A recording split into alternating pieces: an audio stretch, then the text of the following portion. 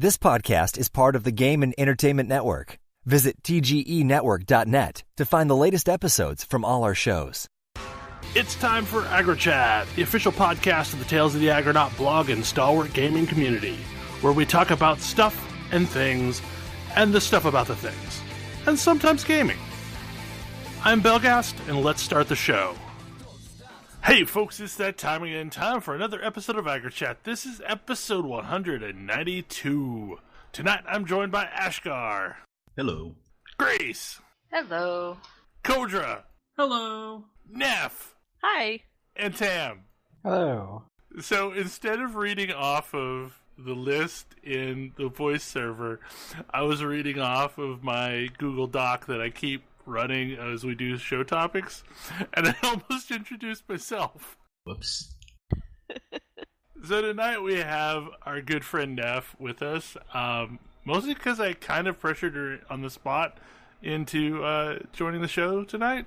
We'll see how this goes. I'm sure it will go fine. She was all like, I don't know what I'm going to talk about. And we were all None like, of us neither know what do we're we. talk about either, so... Anyway, so because we really actually don't have any game topics to really discuss tonight, whose idea was this for a topic? Ash, was it yours? My idea. Yeah, so the idea was to talk about grinding in general, because we are doing a lot of grinding in Monster Hunter World. But it's also a practice that happens like in pretty much every game of that sort that we end up playing, be it an MMO or an MMO light, or even just like some game with crafting built in. Even not just that, because the other game I've been playing recently is Radiant Historia. And Radiant Historia is not generous with the money it gives you. Well, so like even back in the day, I remember, between each of the towns in Final Fantasy 1, I would spend a significant amount of time grinding random stuff so I would have plenty of money to buy items when I got to the next town. But yeah, the main impetus for this topic is Monster Hunter, because I've been playing a lot of Monster Hunter. The start screen tells me exactly how much Monster Hunter, which is surprising since I haven't even beaten the game yet. Yeah, I'm up to just shy of 100 hours. Just past 60. It's sort of interesting because I have, perhaps not surprisingly, been playing a lot of Monster Hunter, but not doing a lot of what I consider grinding in Monster Hunter. Like, my priority is get the stuff to make the next tier of items, and I do whatever the minimum I need for that is. But if I don't have a particular thing I'm working for, my next thing is fight monsters I haven't fought yet. Whereas I do this thing that I like to refer to as SOS roulette, where I look to see what's on the SOS list, and if something looks interesting, I hop in. I've fought all sorts of stuff. And I've not actually fought Teostra legitimately, but tonight I did an SOS for Teostra. How'd that go? Surprisingly well, no feints. Yeah, I also fought Teostra last night. I've only been playing Monster Hunter for, I guess, less than a week at this point, but I've probably been grinding more than not, because I weirdly find it more fun, or at least it's more relaxing, and I can sort of figure out the game by just killing stuff I know how to kill, and make as many weapons and armor upgrades as I can by doing investigations over and over. So I will say, like, in that vein, I did not get much out of the training room.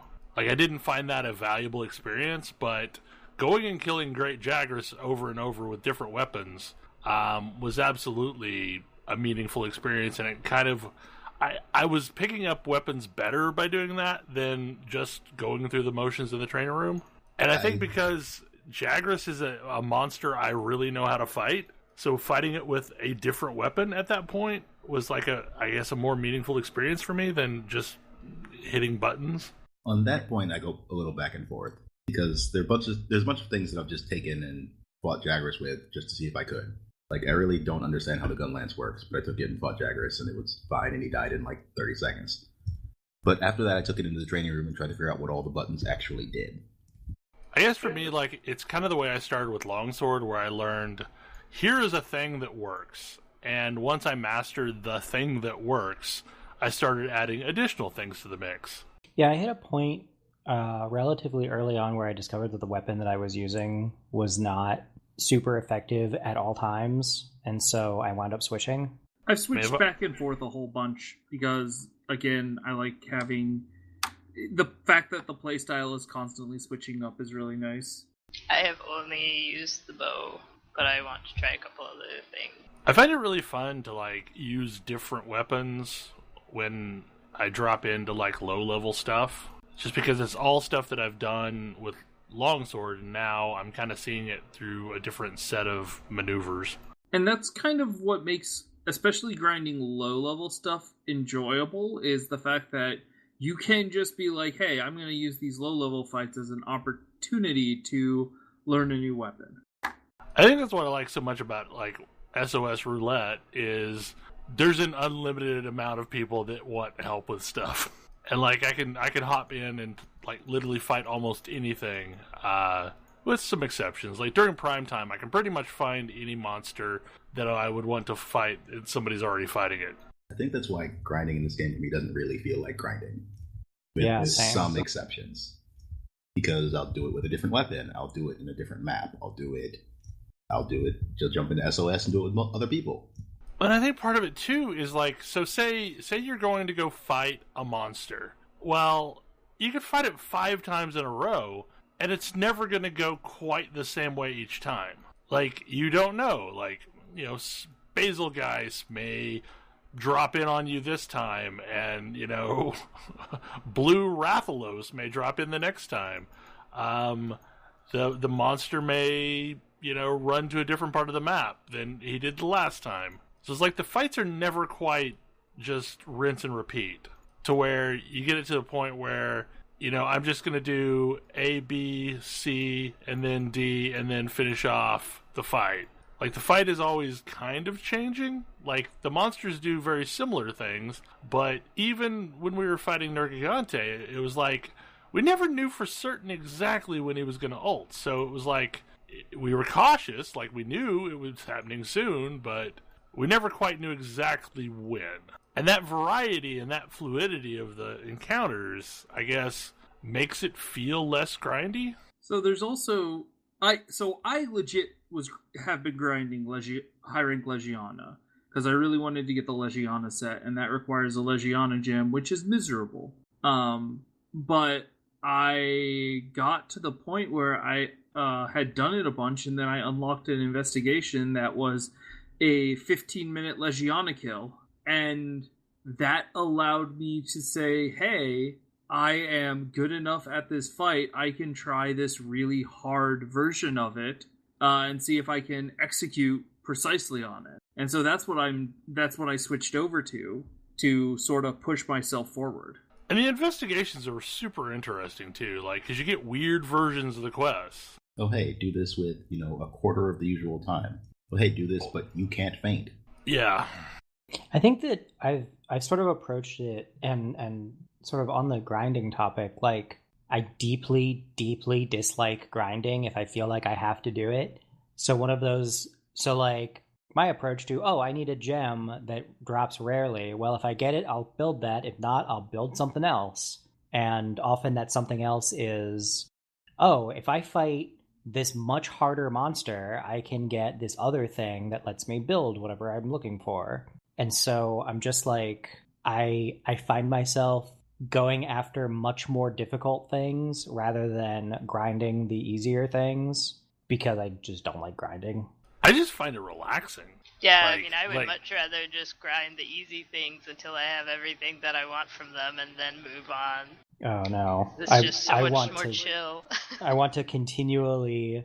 I get bored and antsy quickly, and I get frustrated with myself faster if I lose or take damage or get hit by or take a long time to kill something that I know I should be able to kill easily than if I just get straight wrecked by something that I know is hard.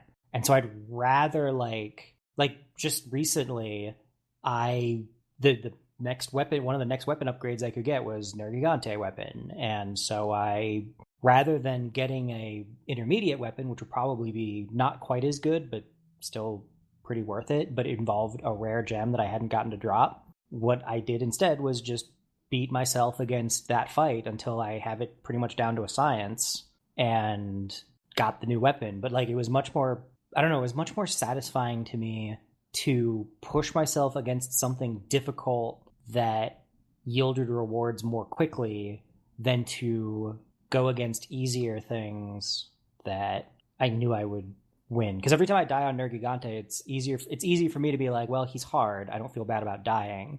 But if I get killed by like Anjanath, I'm like, I feel dumb. Or like Toby Kadachi knocked me out once, and I'm like, I'm just mad at myself mostly. I think one of the things that I've been fighting has been Odogaron. And in part, I just really like its gear. Like, I like the look of it, I like the stat package, and like, for me, it's been all about completing that set. Even though, for most cases, I have better gear, but like, it was the act of completing that set. And tonight, I finally got the gem for that monster, so like, I'll be able to complete it. But I'm doing some completely different grind right now. I mean, that's the other thing that I think is, like, I'm such a completionist that I want to actually finish the sets that I'm making, even if I might never wear the things. Like, yeah, I still exactly. want to be able to make it. I don't know why. That's how my brain works. That was part of the problem I had during raiding, is like, especially in a very progression-focused raid that was wanting to do, you know, the hardest content all the time. But to me, it was way more important that I complete the set of gear that I started in the last raid than I start another set of gear that is maybe technically better from the next raid. I don't feel as strongly about like completing a set during raiding. Like, I want to be able to go back and get them later, but I'm fine with like soloing and running old things to do that. Like, I want to get them eventually, but for raiding purposes, I also want to progress and don't want to just farm. And I guess, like, I don't know, there's some sort of subtle difference in my brain between farming a raid boss and grinding of other kinds in games. And they're essentially the same activity, but I think something about the large group of people having to come together to keep doing the same exact thing always, and the RNG of knowing that you might never actually get the piece that you want before you're finished. Whereas if I'm grinding something else, XP or gear or cosmetic stuff in other games, if I'm doing that on my own time, by myself, then I know, you know, eventually this thing is going to drop, and then I will have it and I can move on to the next. Yeah, I do greatly prefer grinds that I can do by myself, because then it's only me that's going through the nonsense of whatever the hell I'm trying to do. Yeah, or, I mean, in some cases, I've done the thing where, okay, I have a buddy, and they're a different armor class than me, and now we're going to do some nonsense together, but we're not stepping on each other's toes. But I guess, like, grinding should be kind of chill, and if it's not, then it's just miserable. And maybe that's part of why, like, raid-type grinds feel so bad, because up to a point, at least, you still have to pay attention, you're still doing sort of endgame content, but it's also a grind. Which I think is why it's interesting, like, it's easier to get me to go fight Nergigante or something difficult a whole bunch of times, all in a row, than for me to go back and, like, fight Odog. Like, right now, I need to kill Rathians, and I hate it, because they're not challenging enough to really engage me, and I just feel like I want it to be over because I know I can win. But I think whatever it is that makes grinding, like, fun or relaxing for people, just, I am missing it entirely. It's not for me. I find it more stressful. I'm having the same Rathian problem, but I've been mostly trying to see if I can do it better each time, since the game does tell you exactly how long it took every time you finish a fight. I really like that, by the way. Same. I kind of like that there's also, like, the smallest one you've ever killed or the largest one you've ever killed. I don't really understand the point of that, but it's sort of funny. But I really appreciate that it tells me how long it took, because then I can see myself improving over time. Yeah. I kind of feel like this must be sort of a holdover from like old hunting style games where like the size of what you brought in was a big like scoreboard thing, and this has just been a holdover from that. Probably. There's definitely some of that going on. Every so often I find myself like I was super proud of myself when I got 2 Nergigante kills in a row where I didn't use any resources. Like, that felt really, really good. I've never killed anything without using pots, ever. I have killed things without using pots. Like, I don't consider the easy health pots or the easy rations to count, because I just get those for free. Oh, so you mean without expending any of the resources you actually brought? Yes. I mean not without spending any resources that I actually brought. Okay, I've gotten through a few with just like first aid meds. I don't think I've gotten through a whole lot without... Oh no, I can think of at least one thing that I got through without any expenditure of any items at all except for rations. Yeah, I let myself... I make my goal... Like, I make my goal to have sustainable stuff, so I have this giant backlog of random junk in my inventory, but whatever. Where, like... I have to lose a fight at least once before I'll use an item that doesn't come in the chest when I start. That's sort of where I get to. I'm not that conservative, possibly because I'm not playing Insectglaive, so flash pods tend to get some use, especially versus Rathalos or Legiana. That's fair. I don't know. I'm constantly getting clipped while trying to get in and out to get hits on. I get clipped a lot. I just run Vigor Wasp. Okay, so... Yeah, I guess that's part of it too, because like I'm so rarely just doing these on my own. I am dropping into SOSs where I don't have a Palico to feed me health pots. Yeah. I mean, I don't think I've ever entered an SOS that wasn't an SOS I knew somebody else had dropped. Oh yeah, no, like I've gotten the achievement for doing SOSs 50 of them. all the time, same.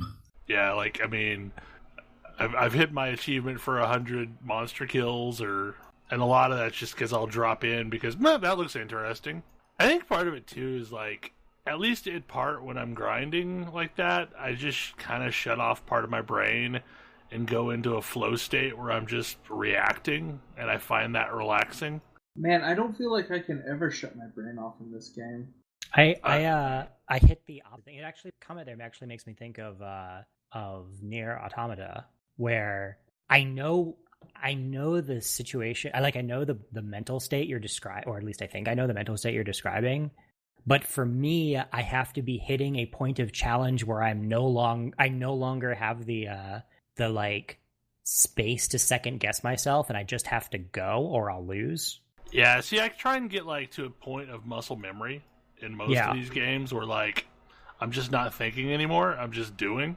Yeah, for me to get that, I basically have to be challenged to the point where I can't be consciously thinking about it. I just have to be I have to relax and let my brain take over and not be consciously thinking about it. Like, I got way less frustrated when I turned the difficulty up in Nier, which I don't know, maybe my brain is weird. I mean, like, for me, I spend so much of my working life overanalyzing everything that when I get home, the last thing I want to do is analyze anything. So I just want to act. It's also possible that I've had any patience for grinding that I had ever burned out of me years ago. I mean, you did do some silly grinding in World of Warcraft. I did silly grinding in World of Warcraft. I did silly grinding in Final Fantasy XI. I did silly grinding in Star Wars Galaxies. I did silly grinding in EverQuest. I've done silly grinding in many games. I find that my tolerance for it is very different now. Like, it kind of has to be on my own terms, and so sometimes when I run into a grind that's like, oh, this is just completely and blatantly the developer's trying to slow me down, then I get annoyed and I don't engage with it. I think a prime example of that is the stupid racial grind going on right now in World of Warcraft. I just cannot bring myself to do that. Like, I'm doing it, but on my own terms. Like, if it is the emissary quest, I will log in and do some stuff. But man, it's gonna be a couple months before I finish that Argusian Breach rep. I mean, yeah, getting the point at which I quit the last expansion was the point at which I had a thing I wanted to do and I was being artificially limited. And I was like, all right, well, you want me to do this, I'm done. Like, as long as I feel like I'm still getting something useful out of the deal, that's different. Like, when I first started on Argus and like all the gear was an upgrade, you know, whatever, like I'll do some dailies and get some gear and I'll work on my reps at the same time. But now, like, I don't need any of the stuff that comes out of the world quests there. Like, I don't care about that. I'm just doing it for the rep, and so I'm gonna do the minimum possible and then ignore it. And on the plus side, I already have the rep for the 2 horde side ones that I actually care about, so I'm not in as much of a hurry anyway. Mostly okay as long as I can see incremental progress. Like, I think one of the worst parts of the Zodiac weapon chain in FF14 is the light grind stage. Yes. Ugh. In both times, really. Because you just have this thing, and it goes up, and all that happens is it goes up. When you're done, you're done. You get a new shiny weapon. But before that, you just have a thing that goes up. I think what makes Final Fantasy XIV grinds so miserable, for me at least, is there's no blips of interesting things that can possibly happen while doing it.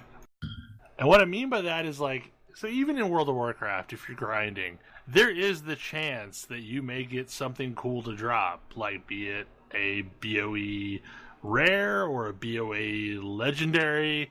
Not legendary, purple. What's purple Epic. in that game? Epic. There Or you go. legendary. Or legendary, I guess. That's true. Like, in basically all of the Legion content, you could get a legendary. So there's the chance that when you're doing this thing, there could be some deviation from the grind that, like, oh, that's really cool. Or you happen across a rare that maybe drops a mount. Whereas in Final Fantasy XIV, most of the grinds I did, there was never a chance of anything interesting ever happening. Ever. Like, I'll maybe get some crafting materials, but that's it. I don't think that I have ever had those things that you were describing happen to me while I was grinding. Oh God, I've like, I mean, yes, this is another case of, I'm sure my luck is weird, but I remember grinding demons in, God, what was the zone that had the demons that people ground to get, all the gold farmers were in? Was it Ajara? I think it was Ajara, before Ajara got changed. Or Winter Spring. Blasted lands. Probably Winter Spring. Maybe Winter Spring. Anyway, but like, I'd go out there and would grind the demons because I wanted the Fellcloth for some reason. I guess purify it into Mooncloth. And there were a couple times that I got, epics as world drop epics out there. And that made my day. And it's most certainly made the grind less monotonous. One of the things that really sets grinds apart for me specifically is how well do I think they are rewarding me for me doing, like, competent execution or highly skilled execution versus how much are they rewarding me for just spending time. This is something I noticed in when I was playing Persona 5, which is really, really grindy when it comes to, like, your social links and whatnot. But I felt like I was organizing my schedule and I was, like, trying to find optimal paths and I was pursuing things strategically. And so that grind felt good, whereas, like, some rep grinds where it's just kill this guy to get a bit of rep, keep killing like 10,000 more, feels terrible. Yeah. If you give me 2 paths to something and you say, especially two solo paths to something, because the dynamic changes when you start talking about needing multiple people for whatever it is you're doing. But if you give me 2 paths to something and it's like, okay, you can do this thing 1,000 times, or you can turn all of these difficulties and all of these challenges all the way up, and you can do it in 5.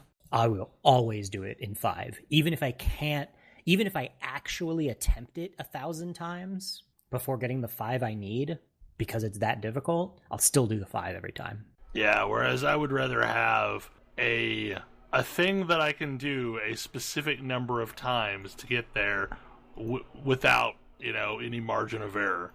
Well, and that's like that brings up the RNG thing.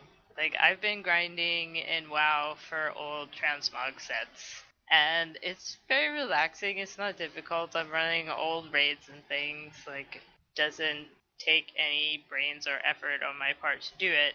What becomes frustrating is when I'm doing that week after week after week, and that one piece that I need just won't drop.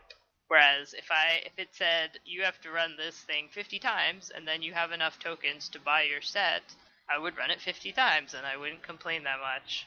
Yeah, I mean, I think the worst of both worlds is, for me at least, is not only is this not terribly engaging, but also I don't know if I'm making any progress. Yeah. And I talked a little bit about this on my blog, but like one of the problems that I had with Destiny this time around with Destiny 2 was it was a very grindy game, and mechanically it was really fun to play, but I didn't feel like any of the grindy elements were worth the grind. Like there was no carrot at the end of the stick worth really doing after a certain point. Like after you had gotten all of the weapons that you wanted, there was really nowhere else to go, and no activities that really, at least were interesting and soloable. Yeah, I think that's part of why I like Monster Hunter so much. Is there's so many different kinds of grinds you can do, and there's so many different ways of attacking the content that you can kind of tailor fit whatever you happen to want for that specific night. I'm just glad that now that I have discovered it, they have a luck mitigation mechanic. Oh? The limited bounties, which are given weekly, award you steel, silver, or gold variant prints. And these are the things you need to trade to the melter to get plates or gems, which are normally the very rare drop items that you aren't guaranteed to get. Which is exactly the kind of thing I like. Because getting those silver or gold prints is hard. It's kind of annoying.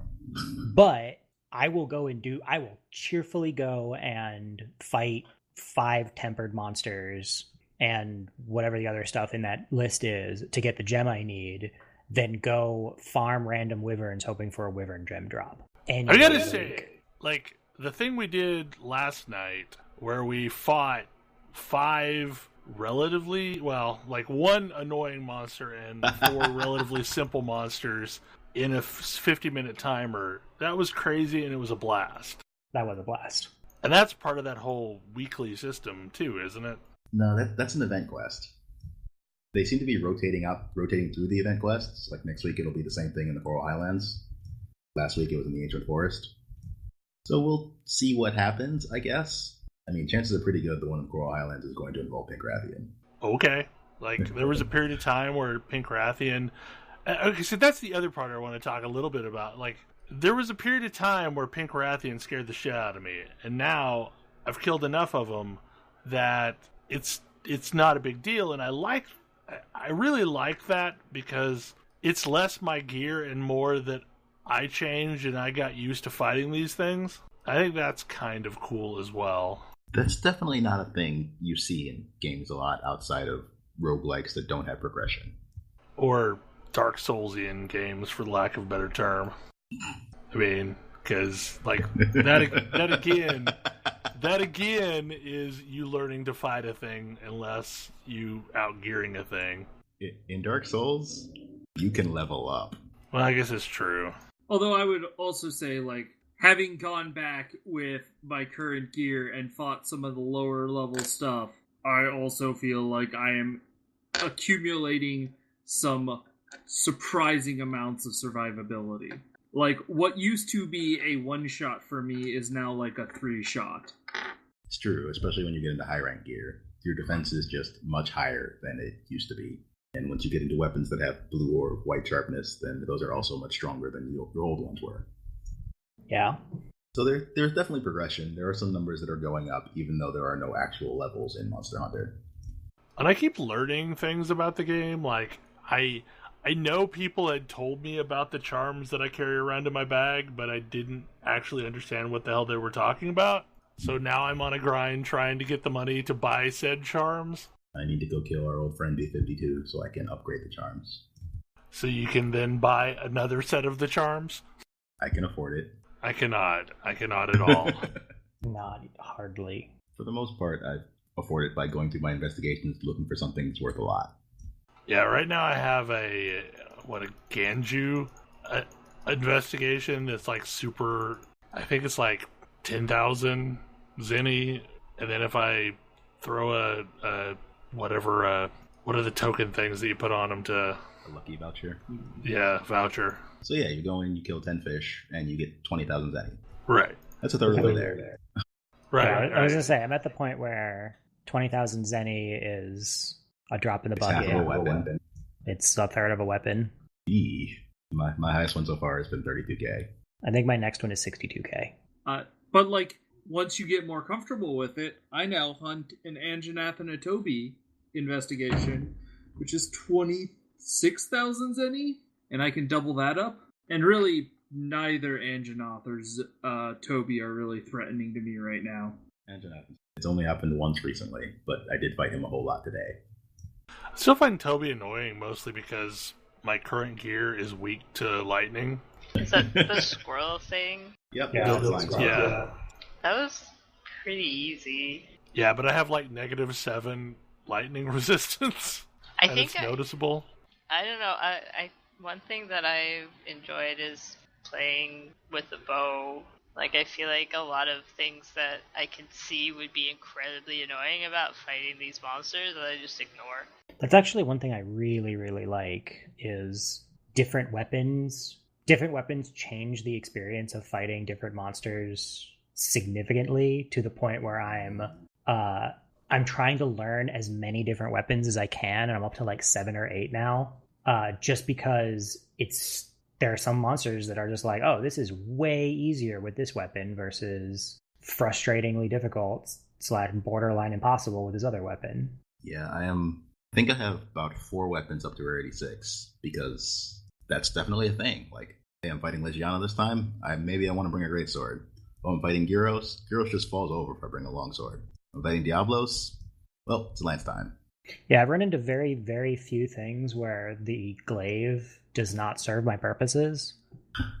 But and part of that I think is just because I've gotten reasonably good with the glaive. At this point, I'm really comfortable with longsword, and I'm semi-comfortable with hammer, and probably also semi-comfortable with sword and shield. If I'm not sure, I just bring dual blades. I've played dual blades more than anything else, and I like it a lot. I only play the bow so far, but I want to branch out into the heavy and light ballista things because they look fun. They are fun. Even though I don't need to make entirely new armor to try the ranged weapons in this game, I still have not tried anything other than the bow. And I was not a big fan of the bow. I should give the light bow gun a try. Biggest problem I had with the bow is it felt like I never could move as often as I expect to as a longsword. I gave the bow a try today because I got to the 4-piece Legiana set. It was fun, but I still don't understand it. I like the bow a lot. I love it. And it took me a while, like when I first started playing, because it was the first thing I tried, it felt kind of clunky, like, oh, how do I get out of the way of these attacks and like move around when I need to? But now, like, I kind of have the feel of it down, and it's not a problem. So what is your standard, like, what's your sort of standard way of playing with a bow, Grace? Are you just trying to get a bunch of charge shots off, or are you going through like combo progressions? I try to mostly get charge shots off when I know that I can, and it's nice to know that you can start charging those up like while you're moving around and then aim once it's charged. But and usually, like, if whatever it is, if I know it's going to be holding still for a couple seconds, then I'll start for some of the combos. But if I need to move around, then I'm just doing charges. Yeah, the way bow progresses through its charged combos as you, like, take more shots is really fiddly, but really interesting to me. Yeah, and I don't pretend that I'm like a pro at that yet, but I've definitely got a feel for it now. The good news is I didn't know how to do anything other than use the spin as a hammer until like right before I got to high rank. So it's pretty forgiving, but it will let you learn new things. I'm still learning things about the hammer. I really like the hammer's uppercut, and I'm getting used to timing that to let go about the time I'm in range of a head. But Yeah. that feels like a science that I have yet to master. That golf swing is definitely one of them. Depending on where the head is. The hammer has some surprisingly good aerial options. The hammer might have the best aerial options. It might. now. I'm serious. Yeah. It can't jump, but if it has access to a slope or a wall run, the hammer's aerial attacks are possibly the best in the game. Having single good aerial attacks is not the same as being the best in the air, says the insect glaive user. Like, I need to be really clear. Sure, you can like slide down a slope and get some air. I live in the sky. I would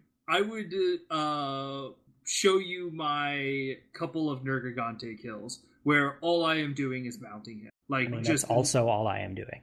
but like very, very quickly and expeditiously, because I just drag him to a slope and I keep doing the spin attack. And that spin attack does so much mount damage. Yeah, I guess what I'm saying is that as Insect Glaive, I am doing those things while also avoiding most incoming attacks and, being incredibly good at breaking parts of a monster. And I trivialize his ult. Like, and I don't care about the terrain that's around me at all. Yeah, I can do this entirely without worrying about what terrain is near me. I do have to care about the terrain, but I can do most of those other things.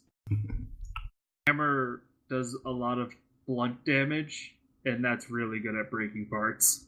Especially his spikes. That's true. I can't break his spikes. But for all the things I need tails for. Sure, no, hammer can't sever a tail. Technically it can, I think. Really? I know Hunting Horn can, with a single move that you shouldn't use.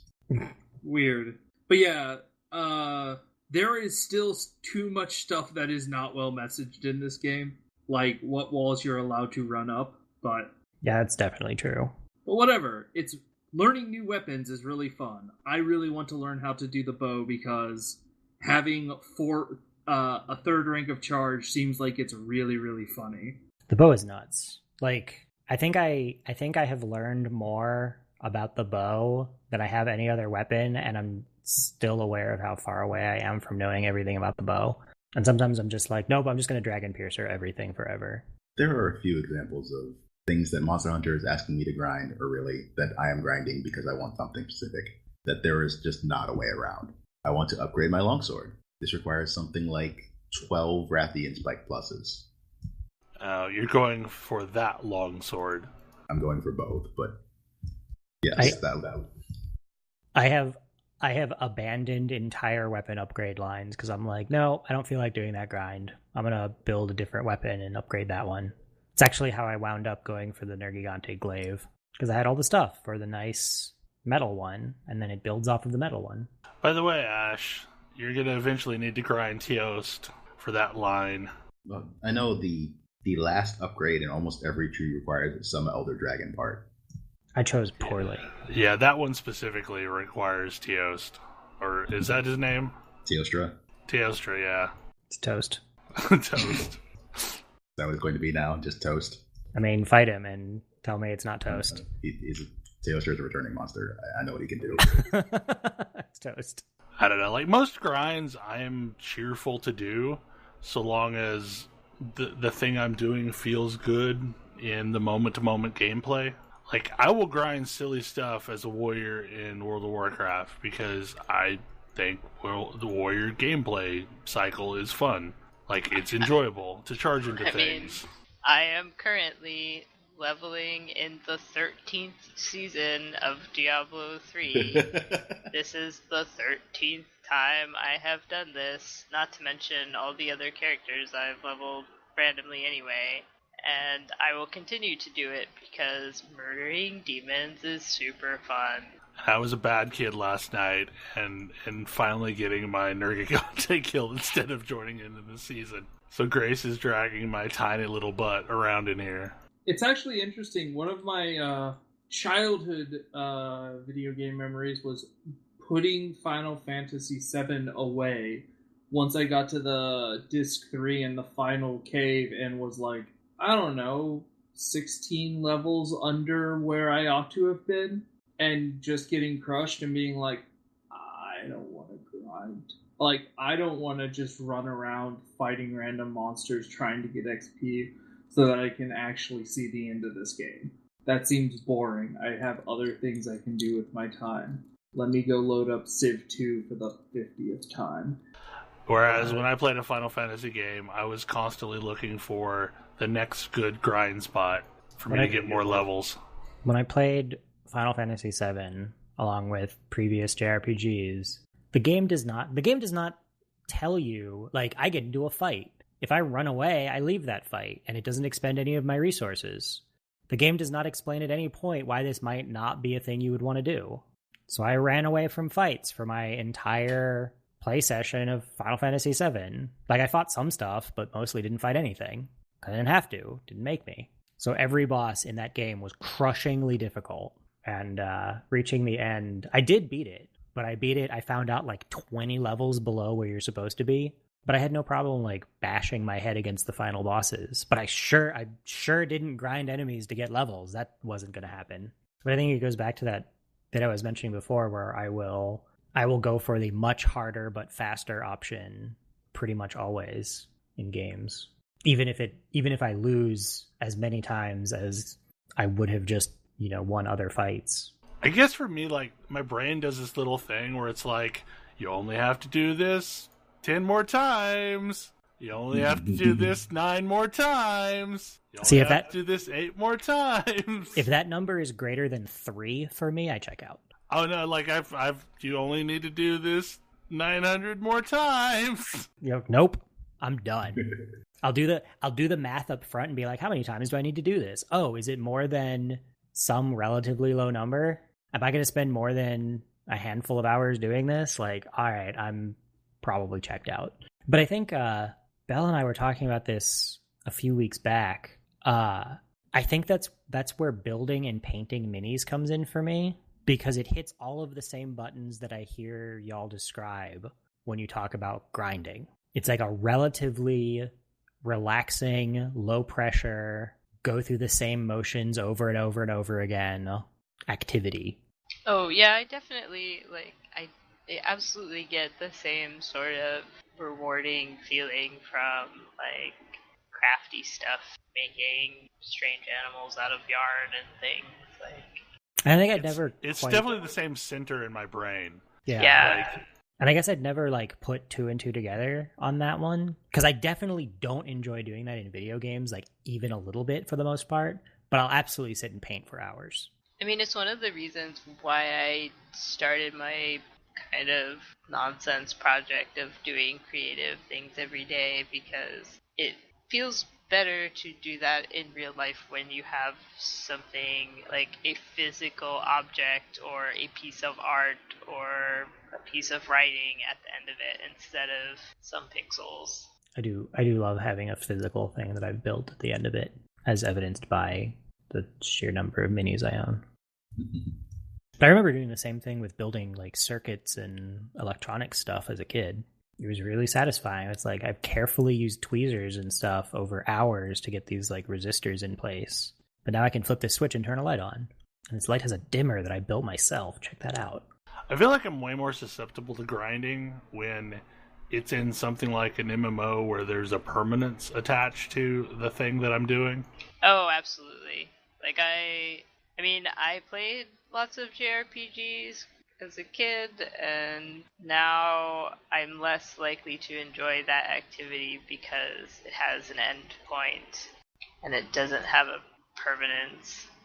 Whereas I spent way too much time grinding things in WoW or Diablo, but at least I know like I can keep going back to that forever for values of forever that the servers stay up, I guess.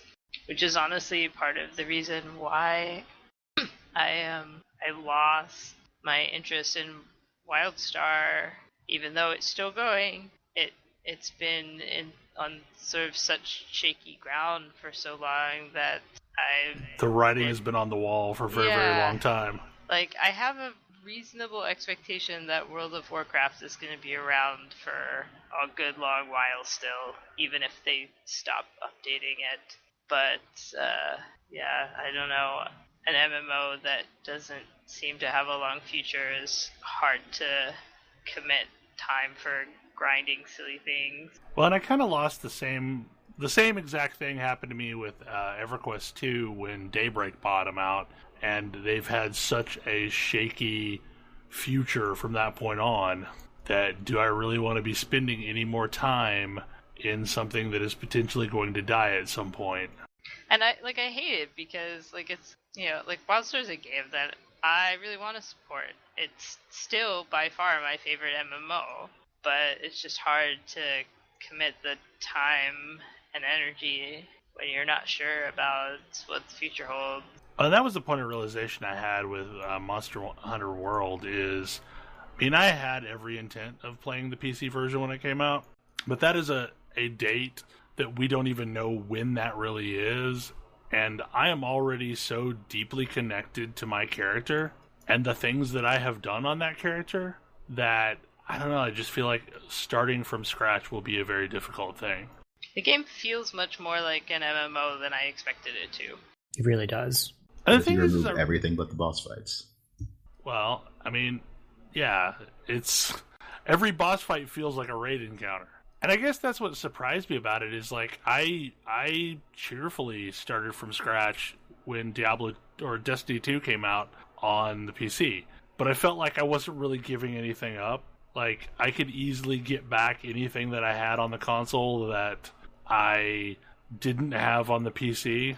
Whereas I think I have a more personal relationship with various items that I already have in Monster Hunter World than I did with any of the guns necessarily that I had in Destiny 2. That's interesting. Are you saying you are more attached to your last stance than any of the named weapons in Destiny? Potentially. I feel like Destiny 2 could have benefited by some kind of a crafting system similar to Monster Hunter World. See, that's interesting, because I still feel like I couldn't name the weapons that I use by their actual names, and I don't really know that they feel that the different weapons in the same weapon classes feel all that different to me ever, with some very rare exceptions. But I definitely felt differences in weapons in Destiny 2. I feel differences in weapons in Monster Hunter World, like night and day differences.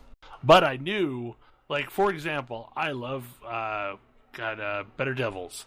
I know how to get Better Devils. It's just a matter of applying enough time to gain tokens to get Better Devils. And once I have Better Devils, I know I will never get a better hand cannon ever again.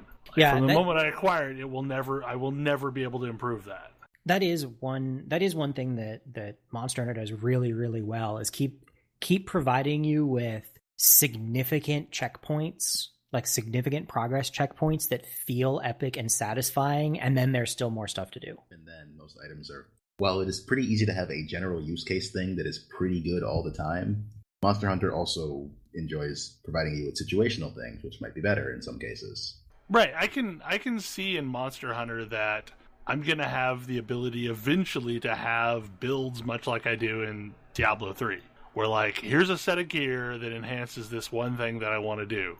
Whereas in Destiny 2, there were certain weapons that I was always going to want to use. There was only one kind of armor that I ever wanted to use, because I wanted a specific stat package regardless of the activity that I was doing. See, that's where I'm at with Monster Hunter. But I don't super the experience of swapping around multiple pieces of gear to try to achieve some really specific end goal that is somewhat more optimal than the general case it doesn't appeal to me. Well, first, I do love that. Second, mine are definitely by weapons. Hey, I'm using Lance today. Let me grab the gear that has guard on it. hey, I'm using gun lance. Let me grab the gear that has artillery on it. Right. Yeah. And I guess I'm just bad with those weapons because I don't care. Like I have a set of gear that is good with all of the weapons that I use. Like not necessarily phenomenal with them all, but good. Hey, I'm fighting Rathian or Rathalos. Let me go get my poison immunity gear and put on a dragon weapon. That I actually really enjoy. I look forward to like hitting a point of equilibrium where I feel like I have the money to build out all these different sets. Yeah, I guess that's been the thing for me is that because I've mostly crit path and always fought the hardest thing I could, my income is such that I have to make hard choices about what weapons and armor I'm going to make. So I build the general case armor and weapons in every case so that I don't end up fighting something that I'm just woefully unable to fight. I'd rather be pretty good against everything than get stonewalled by something and have to go grind to make the money to build the whatever I need to fight it with. I mean, my armor largely is a sequence of choices I made that are kind of generalist, but they're also kind of sort of doing a thing. But it also is like super not optimal for any setup that I have other than longsword.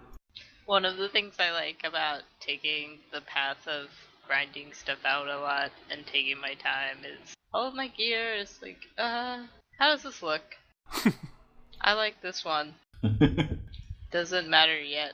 I mean, I'm early enough in the game that it doesn't probably matter anyway, but still, like, oh, that looks neat. I think early in the game, I definitely did that. I like to look at the Tobi-Kadachi set, so I built the whole thing. I killed a whole bunch of Tobi-Kadachi to do this. Yeah, I think the same enjoyment that like Ash describes for taking a thing and pumping that thing up to as far as it'll go, I have I'm going to find a way to be good at all things as much as possible at once, so that I have zero. Rather than being crazy good at one thing and crazy weak at another thing, I'm going to be crazy decent at everything. I'd definitely be good at like a specific thing, which honestly, like, there's a reason why I don't have any interest in playing Overwatch. Like, a game that expects you to be able to change what kind of thing you're playing on the fly for the good of the team, no, I'm not interested. Not that I don't want to help out the team, but, like, I like to be good at a thing. Yeah. Whereas if I actually liked competitive shooters, Overwatch would be my game of choice because I absolutely like trying to be good with everything.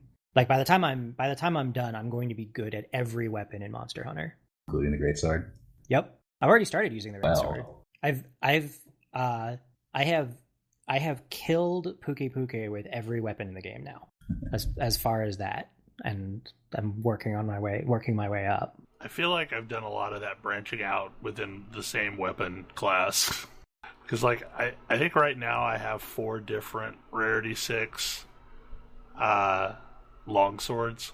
And I think I've got, like, 3 other weapon types that are Rarity 6. One of which I really like, but I feel like I never have the level of control that I expect it to have. Which one? Charge Blade. I'm always axing when I don't want to axe. Because I'm like, it like throws the stupid thing out when I don't want it to. Get your hand off that R2 button. Well, but I like the only time I am ever doing that is a situation where I need to store my vials. That's fair. But sometimes it doesn't store the vials. Sometimes, like if you're running forward while doing that, you instead throw your axe out. There's a joke here that I think I'm going to skip. I so far haven't found any weapons that I actually dislike. Although I haven't really tried the hunting horn or the heavy bow gun. I think every weapon I've run into, I can at least understand why people would like it, even if it wouldn't be my first choice. Sword and shield is the one where I'm like, I'm not really sure what this is supposed to be good at. I like really fast attacks. The sword is sort of okay at everything. Yeah. It does attack fairly quickly, although not as quickly as dual blades. Or glaive. Or glaive after red, anyway. Although you can dodge out of more stuff on the ground in glaive. Yeah. Also, why are you fighting anything if you don't have red buff as glaive? What are you making a mistake? What are you doing? You need to get red. You need to stop what you're doing and get red buff. Sure. Yes, that's pretty true. Important. Like every time you say that, I think of somebody juggling. I mean, I think of League, honestly. yeah, well, that's fair. Well, that's what I mean. Like, in League, when you get the red and blue buff while jungling. Oh, I thought you said juggling. No, jungling. Look, there's a reason. Same thought then. There's a reason that it's buff number 1 because it's also priority number 1. It is perhaps it is the only weakness of Glaive that I found is if you can't get your buffs up for whatever reason, you're gonna have a real bad time. Whereas other weapons can just be like, all right, I'm gonna start fighting now. It's like, no, I've got a setup period. Once I've set up, I'm crazy good, but I do have a setup period. I feel like Longsword is all about looking for openings.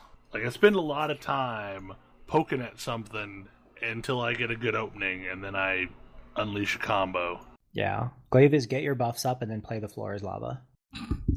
But sometimes the floor is lava.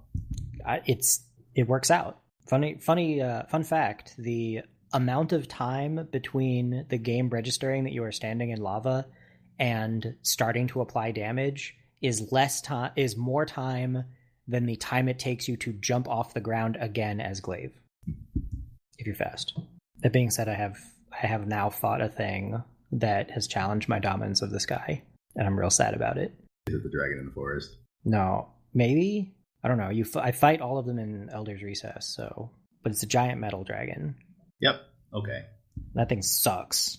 I only fought it once late last night, but it was misery, so I'm gonna have to give it another shot. It likes tornadoes. Yes. Maybe you should invest in the windproof armor skill. I have 2 ranks of windproof. You need all 5. I think I might need all 5. Or I will beat it without, because putting on all 5 would require me to change my gear. You're like, you have negative affinity for grinding. Yep. I feel like because of it, you're going to be playing a vastly different game than I play. Probably. This is true of a lot of things. You'll also probably be finished with it long before Belle and I are done. Yeah. It took me 2 weeks to get through Nergi. Mostly because it didn't push myself to keep throwing myself at Nergi. Wow, I've really caught up to you, haven't I, Belle? Yeah.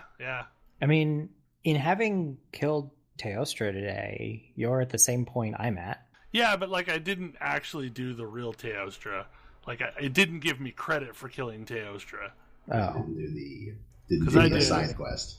Yeah, I didn't do the assigned quest. I did an optional quest with Teostra. That's fair. That probably gave you a whole lot of progress towards it, though. Oh, yeah. No, like, I mean, I know how to fight Teostra now. By the way, You know what not to do. I really do like that ability, if you want it, to jump into other people's optional SOSs and get the investigations that you need rather than wandering around finding footprints. Yes. Like, I liked wandering around finding footprints because it meant that when I fought it, I went in completely blind and had to figure out the whole fight myself alone. But that's also just a thing I like to do. Like, I don't like to go in there with prior knowledge. Yeah, I can't imagine, like, I think I'm at the point where I wouldn't mind hopping into SOSs, but I don't think I would ever do that for something that I hadn't already fought before. Yeah. Because I just want to see the fight my own first. I mean, I'm in a weird position where, like, without a Palico constantly distracting the monster, I'm pretty weak. So I think that's why I'm fine just hopping in, because, like, I need someone else distracting the monster while I set up the stuff I'm trying to do. It's interesting.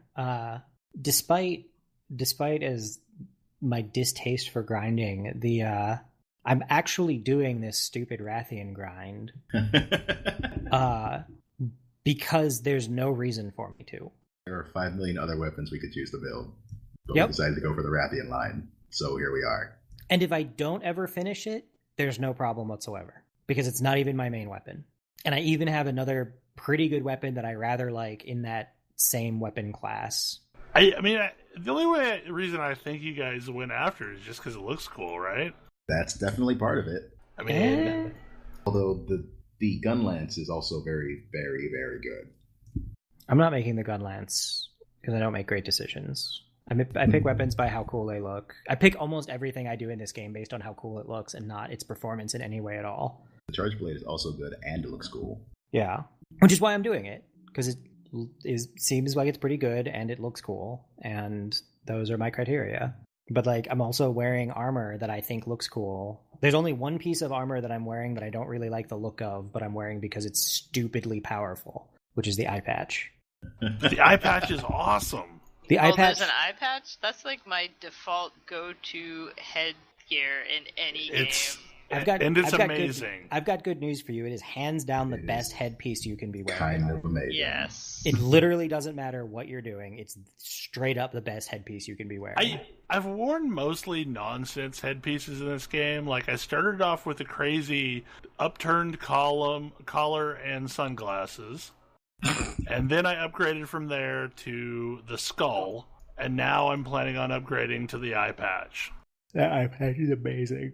Like, it actually sort of bugs me that it's so good because it renders every single other headpiece like, nope, it's not even worth looking at. It's 2 points of weakness exploit, which you can get in some other ways. Not easily.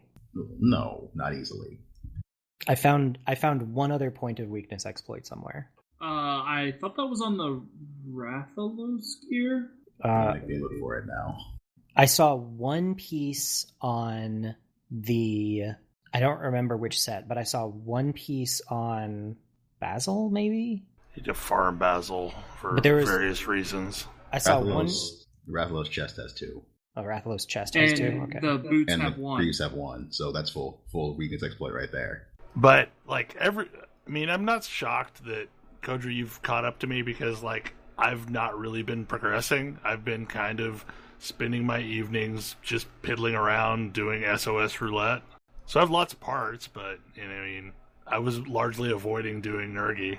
So another aspect of the grindiness and something this game is doing pretty well is that normally, like, I came into this game late, right? Like, most of you, not everybody, has been playing for weeks by the time I came in.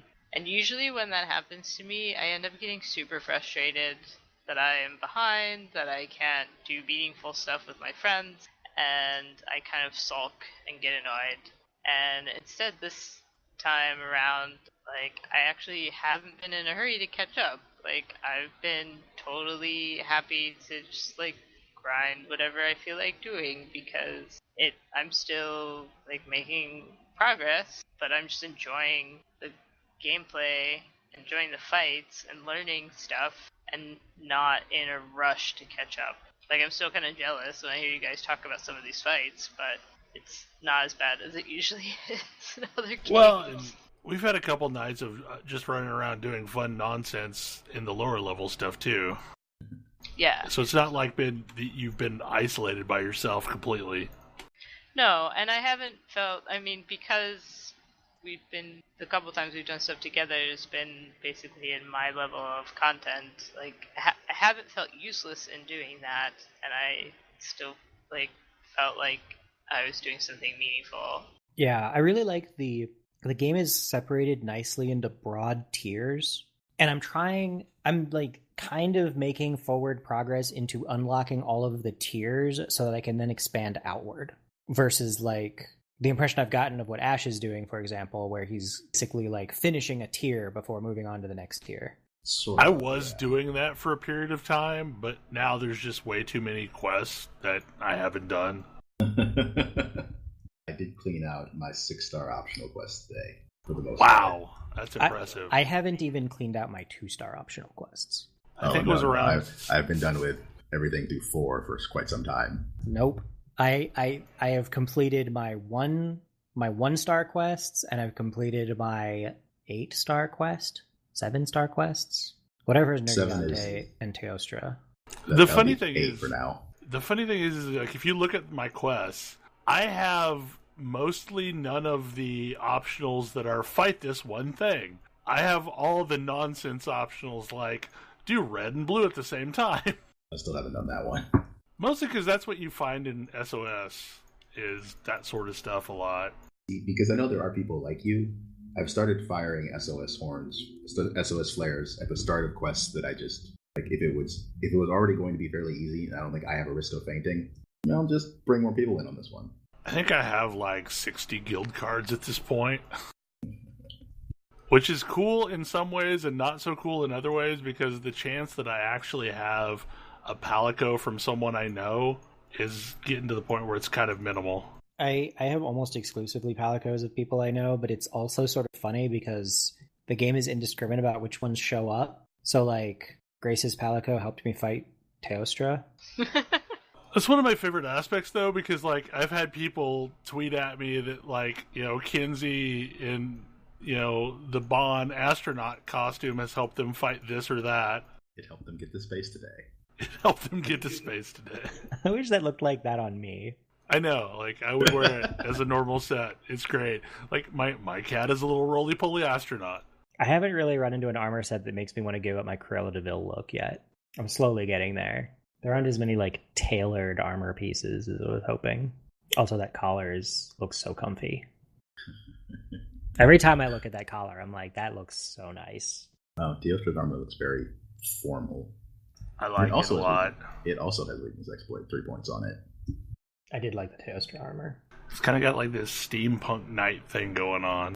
It's got kind of an excessive, like, billowy skirt for me, but I do like the Clockwork Knight look. That is one complaint that I do have, is that there's some extreme differences between the male and female versions of armor sets. Yeah, in some cases, they are way better on one or the other. And unfortunately, it means that some rather good armor that I know people like, I can't even because it looks stupid on me. Though it mostly, what I do appreciate, it mostly isn't like, oh, this is just hypersexualized armor. It's just, I don't like the look of it. There are a few of those. There are a few of those. I think the Kieran set's more tame in this one than it has been in other ones. I mean, the Kieran set is, there's just not a whole lot there. Yeah, but like the Kieran set in one of the games had underboob. Ugh. The male one is definitely chaps, so... Yeah, no, it's assless chaps and a loincloth. That's absolutely what it is. I think Wolfie has been working his way to try and build it to go with his Ladybeard character. Hey, I appreciate that that's an option. I appreciate that I'm also playing a female character. I appreciate that I look like a monster-murdering badass all of the time. I don't know what just happened. What just happened? So... Grace and I may be playing Diablo 3 while podcasting, and something happened. I don't know what the hell's up. Grind. I broke the fourth wall. Whoops. Nah, it's fine. Watch out for fine. the other three. We're grinding pretty heavily, and I was I think 12 when we started the night, and I'm 49 now. If you broke the fourth wall, you know that you're on the final phase of the fight. Speaking of final phases on fights, I am not a fan of the room that you have to fight Teostra in at the very end. Oh, the same one that you start in? That's utter misery? Yeah. Yeah. No, I have a feeling that all of the Elder Dragons are going to have a room like that.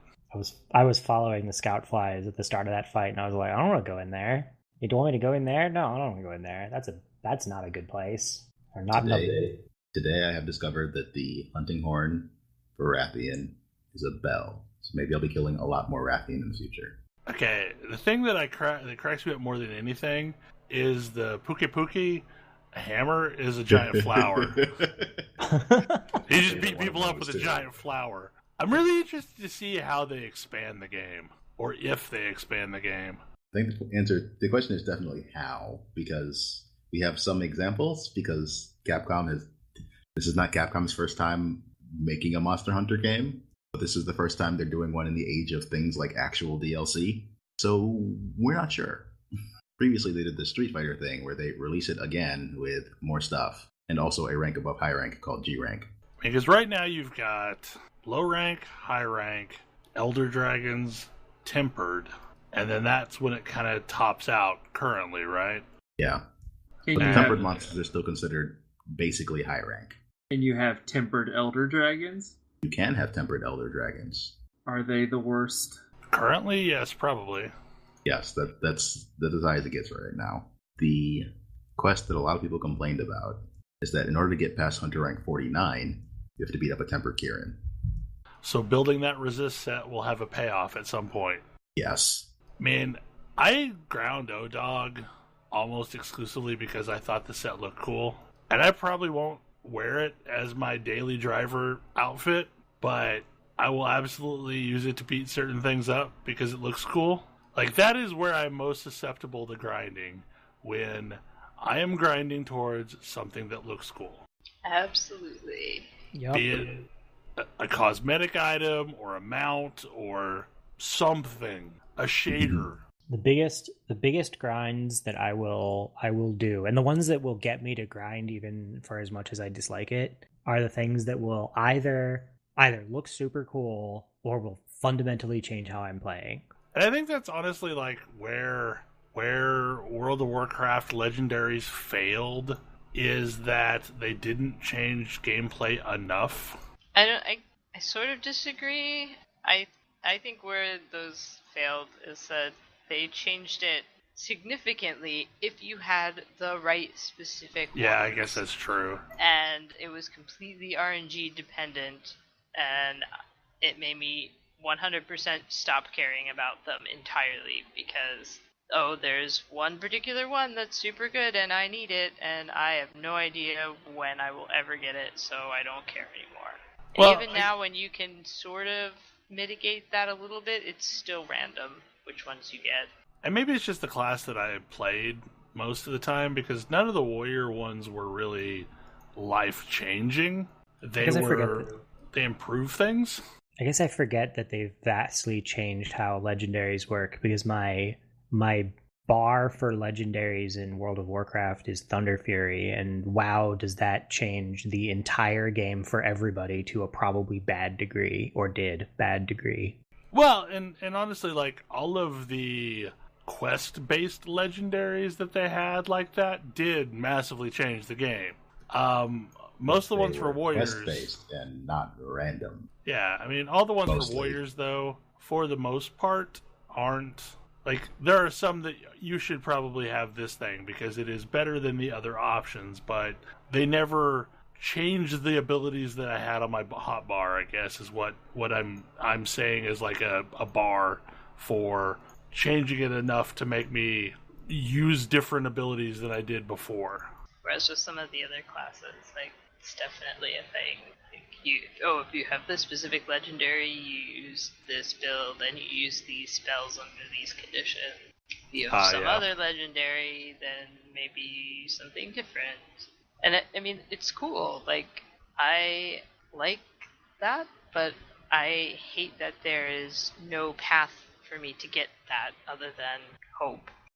Pray to RNG. And I guess it works in Diablo 3 because the cost of grind is so minimal, and it's a largely personal thing.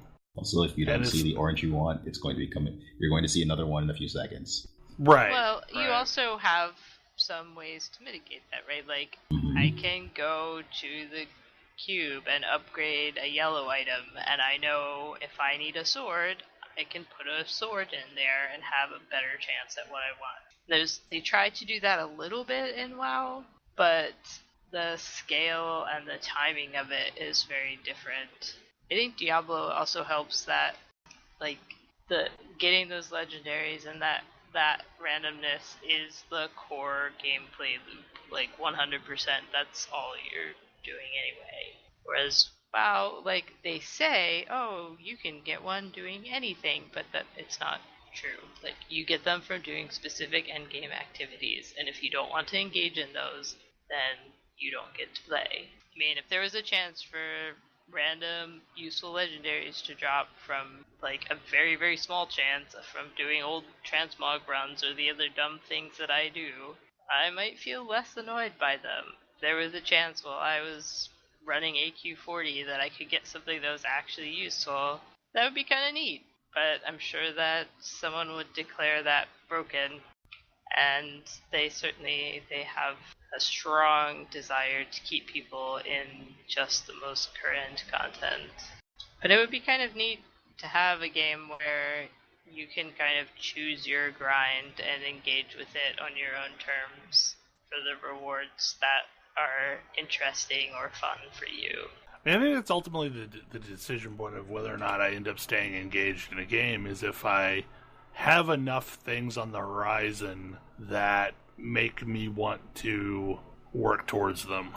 And even more importantly, that the things that I need to do to get those things are things that I find interesting and worth doing. Because there's certainly things, like in Final Fantasy XIV, that I would love to have. Like, I would love to have a set of the crazy bear PvP armor, but I don't really want to do it. Bell. I don't want it enough to make me go do it. Bell. Yes. It takes one match. I was going to say, I have that armor. I have that armor. And the lion armor. And several other things. I mean, I've known this for a while, and I still haven't done it. I guess for me, in that same kind of vein, there's I like a balance between there's enough to do that I can feel satisfied with the game when I ultimately stop playing it. Because I think I no longer have that this is my game thing going on where I have a go-to game that I'm just always playing. Because it was MMOs for a while, but then MMOs stopped being games for me, or I stopped being an MMO player. I'm not really sure where that whole thing falls, but I don't have that this is my game. I'm gonna play this game forever. I think I'm constantly looking for that, and then getting disappointed when I don't find it. Yeah, I mean, I have those games, and I would abandon them if a better version of them came along. But that's I don't feel like I'm gonna play Diablo 3 until I die, but I'm gonna play Diablo 3 until a better version of Diablo 3 comes along, and then I'm gonna play that. Yeah, I think my goal has become when I want to be satisfied when I finish a game. Regardless of how long I spend playing it or what I do in it, if I leave it and I'm that was a good game, I'm happy about that game. That's where I want to be. Because I feel like the games that have enough to endure for the amount of time I'll put into them are crazy grindy games, and I can tell when the grind is artificial now too well to want to engage. I think to do any of the grindy stuff, though, there needs to be a core loop that feels good, whatever that core loop is. Oh yeah. I mean, and I end up finding satisfaction in the process of doing that loop, regardless of what the end goal is. I mean, that's why I liked Absolver so much. The core loop in Absolver is so good that I'm willing to overlook that the game kind of doesn't look super great and there's basically no story or content. It's just that core loop. Well, and the problem is that core loop can get you so far, but you need the rest of the elements to keep you there for the long haul. I mean, I still love the core loop of Destiny 1, and I love the mechanical feel of Destiny 2, and if I could somehow blend those two together into a different game, then I would probably still be grinding away out of that on a regular basis, but I'm not, because I kind of ran out of things that I felt interesting to do, or things I could do by myself that I found interesting to do.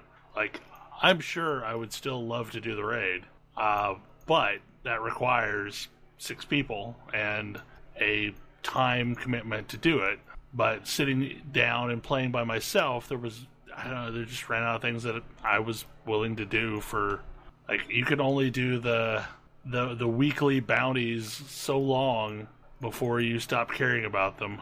It's kind of that's kind of where I get to with Final Fantasy XIV, honestly. In a lot of cases, is just there's not that much that I can do by myself that I want to do. Well, and my big problem with Final Fantasy XIV is that I want to be leveling alternate jobs, but there's miserable ways to do that.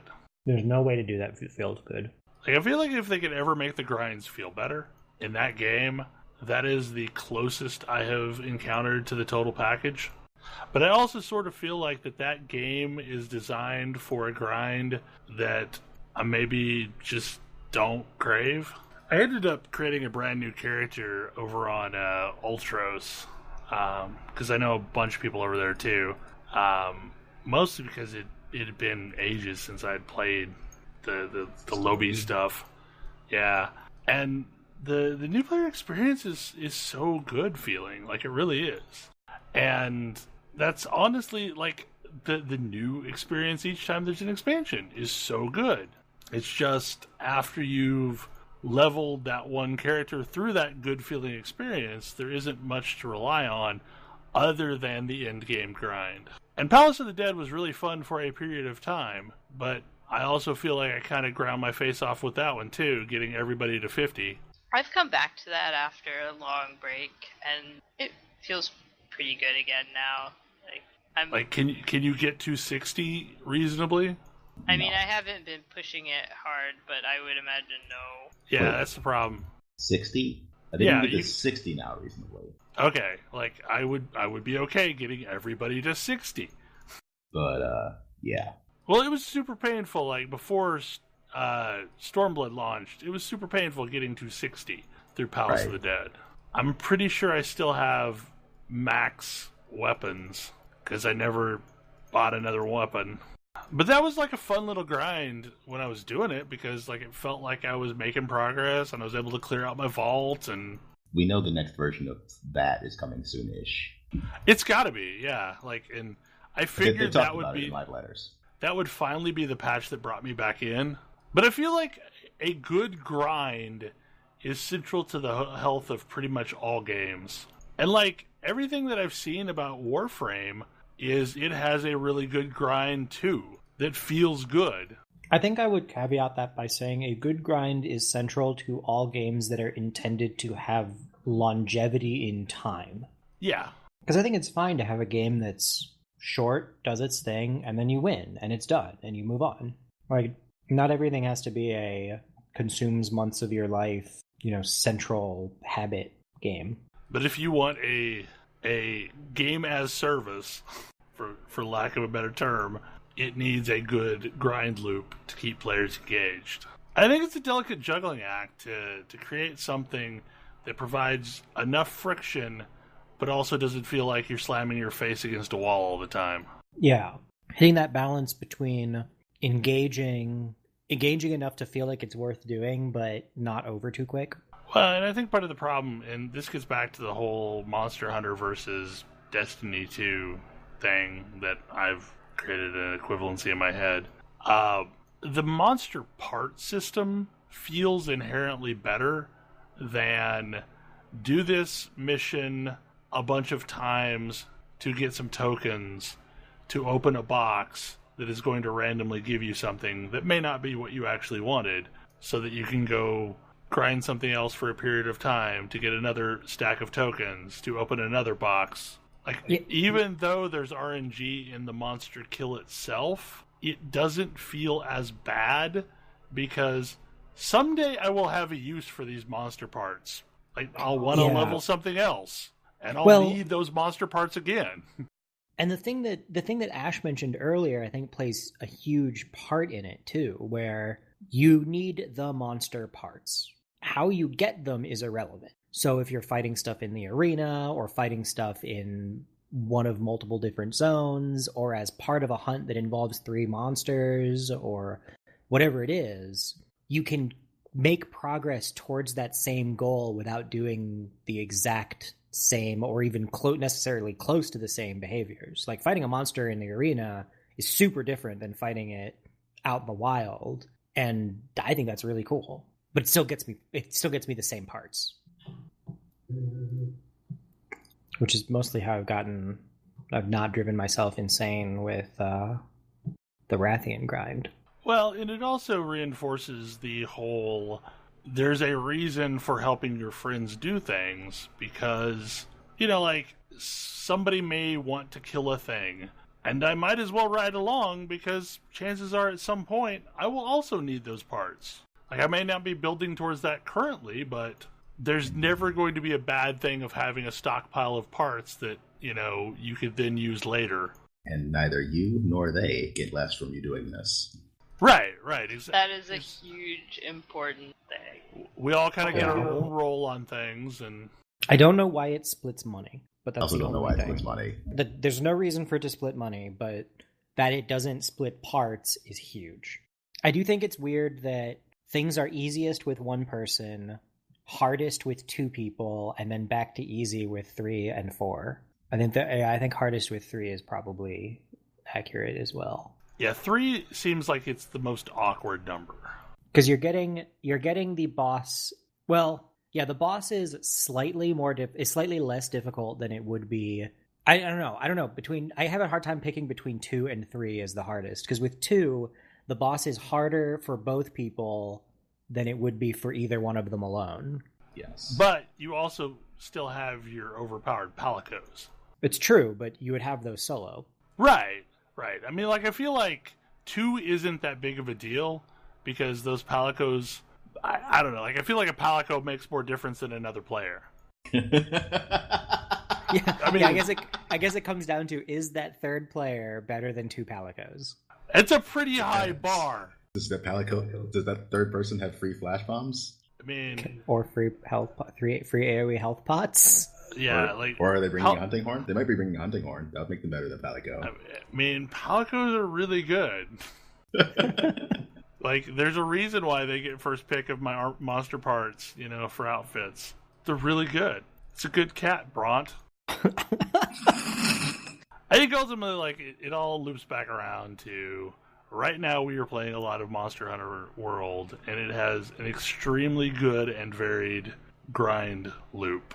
And it gives you, Tam, a way to do something super hard and, attack it and get more benefits. So, like, you could pick an investigation that is got some modifiers on it that are going to give you bigger rewards.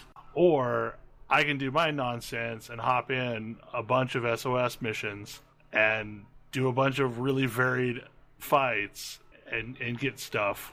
Yeah, like, earlier today I did the 15-minute Nergigante one feint, and I got a ton of money from it. It was awesome, but it was also like a super challenge, and I probably could have gotten that like 48,000 zenny some other way. I mean, I killed 20 birds and got 40,000 zenny. Yeah, but I like that I had the option. I like that I can challenge myself on my own terms for as much or as little challenge as I want to have. That I think is what it comes down to for me. I don't think the intent of the night was necessarily to talk about Monster Hunter the entire night, but like it does give an interesting case in point of this is a game that does a grind that is really interesting and good, that is relatable back to a lot of the other games that we've played that have varying success in their specific grind mechanism. But this also means this is the third week in a row that we've had a show extremely dominated by Monster Hunter World. I can't think of any time that's ever happened before. It's happened so much in the past. But I mean, at least this week you have my glorious opinion. I appreciate having your glorious opinion. And it was a challenge to get that. Look, I had some specific reasons. Like, I knew that I wanted to play this game. Like, that was never in doubt. It was just, I was kind of holding out hope for the PC version for some specific personal reasons. And in the end, the lure of actually being around while all my friends were active and playing and having fun was finally just overwhelming. More and I tried really hard. So you guys were super persistent. I didn't even know this was going on. Me either. It had been a guerrilla thing happening for like 2 weeks. It had become like a daily thing by the end. What? Well, it's like part of it was when I made the realization that no, I'm not going to restart for PC. No, because prior to that, I was like, no, I'll just play with Grace when she play on PC, but no, I'm not restarting this game. I'm just sitting here and not having the game and not intending to play it at all. So we dragged Neff on here, and we end up recording this super exclusionary show. It's very specific to Monster Hunter. What grinds have you been getting into lately, Neff? Just Diablo 3. Unfortunately, I don't have a whole lot of time to game lately, so... I hope you get to be home properly soon. It's gonna be looking like after Easter. I have to look up when Easter is now. April 1st. Aha. That is a grind that I understand is a thing, but I don't think I could enjoy. Diablo 3 or work? Diablo 3. I mean, But sure. work also, maybe? I like it because it doesn't require much thought. I'm usually either chilling with somebody or watching Netflix at the same time. I mean, I'm often recording a podcast while playing. Diablo 3 As is three of us did tonight. Yeah. And mostly not letting it affect what we're saying until something really weird happens. Look, there was a Cow King event. It was a little strange. I mean, you gotta be honest, Belle. It wasn't Grace that slipped. Oh, it was me. It was absolutely me. Like, I was not expecting this thing, and then all of a sudden we get locked out, and it's an event I had never seen before. I usually don't do, like, any kind of a multiplayer grind while we podcast. I'll just do something solo. Like, the last couple weeks I've been playing on Ultros in Final Fantasy XIV, doing super low-level Marauder stuff. I did, like, all the mining that got me to 50 and all the herbing that got me to 50 in Final Fantasy XIV while we podcast. So I'm always looking for a something to grind while podcasting. But tonight I'm absolutely abusing the express elevator to 70. This is not an express elevator. No. Nothing like it's been in the past, but it's faster than I was going by myself. Yeah, this is taking the stairs, right? Like, it's not climbing up the side of the building with your bare hands, but it's still not express by any means. Yeah, like, in other seasons, it's taken, like, 4 rifts to get me to 70 if I started late. You made the mistake of joining in before I hit 70. Yeah, well, I mean, I've done this many a time before where I'm strategically dodging things. Like, it's a totally different game than the game Grace is playing currently. It's the oh god, everything will kill me, so I'm going to try really hard not to get hit. I kind of miss having a good non-console grind, because, like, I feel like I need something to spend my time downstairs playing. And I've, like, since Monster Hunter was released, I've almost done nothing but play console every night. So I would really like to get back into, like Final Fantasy XIV or something like that I can play while hanging out with the wife and watching television. I mean, Slay the Spire just came out. I guess it's still in early access. Slay the Spire is a thing that exists. Slay the Spire is great.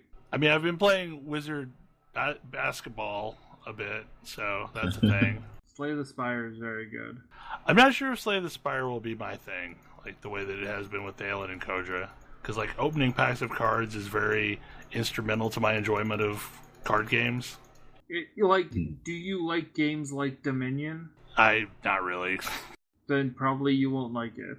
Like, that's kind of the feeling you've got. I have not been playing almost anything on my PC lately. I don't know why. Yeah, I've kind of been in that situation myself, too, because, like, and I don't know why, and I don't know what it is, but, like, I'll play some ESO, or I'll play Wolcen, but not for very long at all.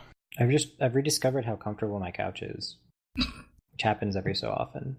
I can't really play Monster Hunter, like, on the couch for any long period of time. I gotta stand up and, like, I get really intense during fights. Okay. I was wondering what that sound was. I end up, like... So, this is something that happens when, like, I'm playing Monster Hunter, is, like, I'll kind of half stick my tongue out of my mouth, and I won't even realize I'm doing it. I'm, like, clenched in... like, my mouth is clenched shut with my tongue halfway sticking out in concentration as I'm trying to figure things out.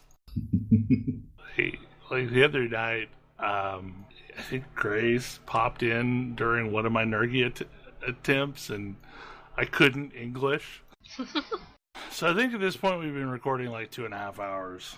I'm not sure what else there is to really say about grinds. Anyone have any other thoughts to add before we kind of wrap things up? I think we're good. Okay. Well, hopefully you enjoyed the show, and we will see you again next week for the Pyre Game of the Month show. Yay! Good night! Good night. Good Have a good one. Good night.